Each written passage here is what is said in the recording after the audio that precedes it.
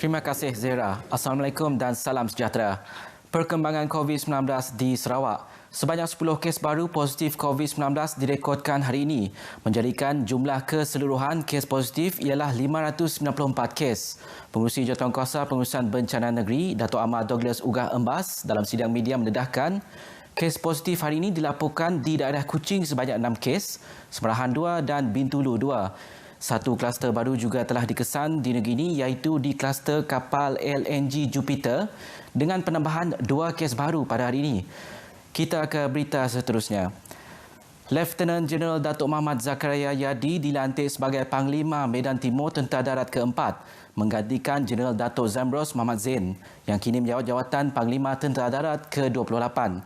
Majlis Pemanggilan Pangkat disempurnakan oleh Pemangku Panglima Medan Timur Tentera Darat merangkap Panglima Divisyen ke-5 Infanteri Major Jeneral Datuk Muhammad Hafizuddin Jantan dalam majlis serah terima tugas bertempat di Padang Kawat, Kem Moratuang, Kota Semerahan. Bercakap kepada media sejurus selesai majlis tersebut, Lieutenant Jeneral Datuk Muhammad Zakaria Yadi berkata, pengamal media memainkan peranan penting kepada masyarakat sebagai perantara yang menghubungkan bukan hanya kerajaan dengan rakyat, malah juga tentera dengan rakyat. Ujar beliau, ini kerana pengamal media bertanggungjawab menyalurkan maklumat yang jelas, tepat dan menjadi rujukan rakyat bagi menepis berita tidak sahih. Justru beliau berharap kerjasama erat antara media dan tentera darat diteruskan supaya lebih banyak informasi semasa dapat dikongsikan dengan masyarakat. Lieutenant Jeneral Datuk Muhammad Zakaria, 57 tahun sebelum ini, memegang pangkat Major Jeneral iaitu sebagai Ketua Staf Markas Tentera Darat. Terdahulu diadakan pembarisan statik terdiri daripada 435 anggota, merangkumi 21 pegawai dan 414 anggota terdiri daripada 2 kontijen utama. Kerjasama antara Jabatan Bomba dan Penyelamat Malaysia JBPM dan Kerajaan Negeri dalam menyelesaikan penukaran hak milik tanah bagi 2 tapak balai bomba di negeri ini amat diperlukan. Berikutan penukaran tersebut telah lama tergantung. Ketua Pengarah JBPM Datuk Muhammad Hamdan Wahid berkata, 2 tapak yang telah dikenal pasti tersebut ialah Balai Bomba Penyelamat BBP Padungan, Kuching dan BBP Sarike.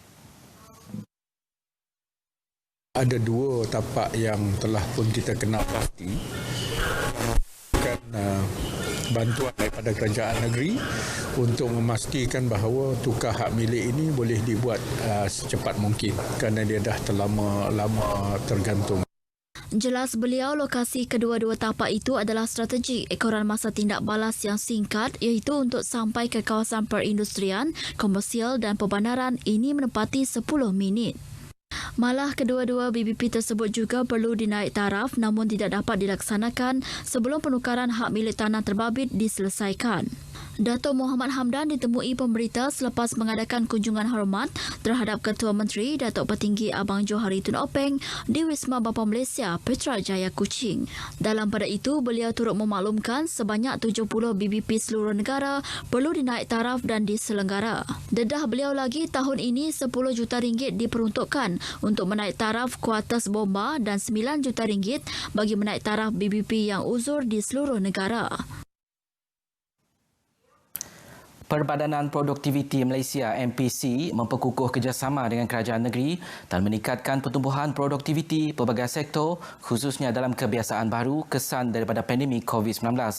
Menurut Ketua Pengarah MPC, Datuk Abdul Latif Abu Seman, antara pendekatan yang akan diambil menerusi inisiatif produksi Nexus selari dengan pendekatan kerajaan negeri melalui inisiatif ekonomi digital di negeri ini.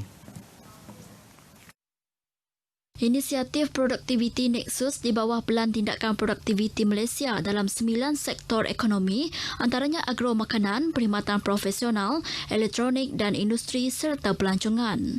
Ujar Datuk Abdul Latif, inisiatif ini bagi menggalakkan penggunaan digital yang memerlukan komuniti perniagaan dalam melakukan perubahan pengoperasian untuk terus kekal dalam sektor perniagaan. Beliau ditemui pemberita selepas mengadakan kunjungan hormat terhadap Ketua Menteri Datuk Petinggi Abang Johari Tun Openg di Wisma Bapa Malaysia Putrajaya Kuching.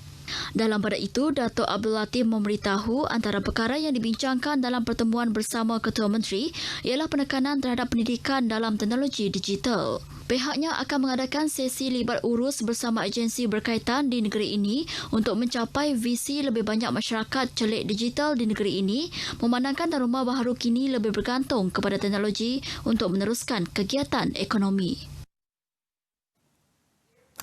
Buku Prosedur Operasi Standard SOP Pencegahan COVID-19 garis panduan Kolej Komuniti Kuching terbitan kolej berkenaan merupakan usaha membantu orang ramai terutamanya warga kolej bersama-sama memutuskan rantaian pandemik COVID-19.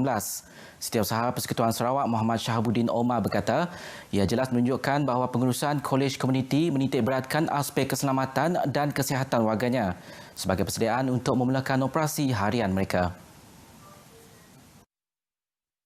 Jelas Muhammad Shahabuddin walaupun terdapat kelonggaran yang dibenarkan oleh Majlis Keselamatan Negara tetapi SOP perlu dipatuhi. Ini kerana jelas beliau ia merupakan kebiasaan baharu yang perlu diamalkan kini iaitu dengan menjaga tahap kebersihan diri yang lebih optimal memandangkan rantaian COVID-19 masih ada di persekitaran. Justru beliau yakin garis panduan SOP Kolej Komuniti Kuching akan menjadi panduan kepada warga kolej untuk memutuskan rantaian jangkitan COVID-19 secara amnya. Beliau berucap demikian dalam majlis pelancaran buku berkenaan di Kuching. Sekian berita dari Sarawak. Kita kembali bersama Zahra di Angkasa Puri. Silakan.